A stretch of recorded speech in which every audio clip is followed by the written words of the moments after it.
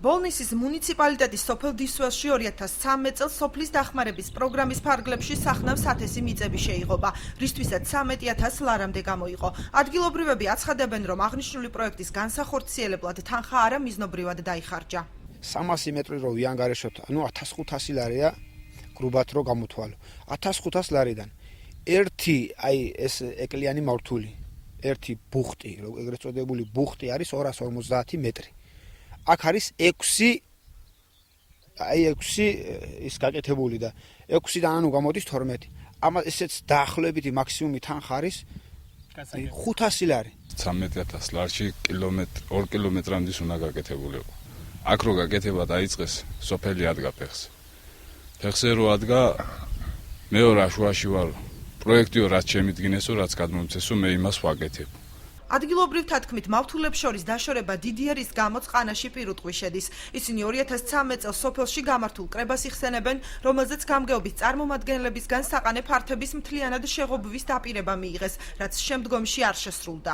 კათხშიც შეუძლია ყველას ნახოს, რომ ეს ზაბორი არა მარტო ხბოსთან ძროხას, არამედ შეუძლია კამერსაც გამოძვლეს.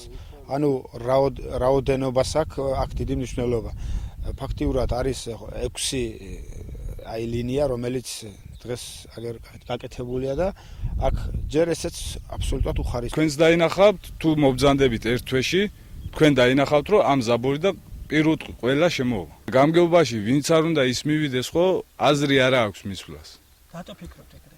რატო ფიქრობ და იყო ხალხი კატეგორია, ვინც უფროსია და ვინც ხალხს საერთოდ სიტყვა ეთქმის, ჩავიდნენ მარშრუტით და ხო გაგიკეთეთო, მოკლედ უთხრეს და გამოუშვეს. სოფელ დისველის მოსახლეობის ბრალდებებს მუნიციპალიტეტის გამგეობაში უსაფუძვლოდ მიიჩნევენ. როგორც მაცნეს ადგილობრივ გამგეობაში განუმარტეს, სოფლის დახმარების პროგრამის ფარგლებში გამოყოფილი თანხები მიზნობრივად დაიხარჯა.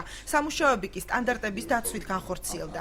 ექსპერტიზა უტარდება ობიექტს და ექსპერტიზა არ დაწერს დასკვნას თუ იქ ან უხარისხო სამუშაო არის შესრულებული, უხარისხოდ არის ამ სამუშაო შესრულებული, ან თუ თანხების არამიზნობრივი ხარჯვა ხდება. როგორც ადგილობრივები აცხადებენ, პრობლემის მოუგვარებლობის შემთხვევაში სოფელ დისველის მოსახლეობა თვითმმართველობის არჩევნებზე მმართველ გუნდს უნდობლობას გამოუცხადებს.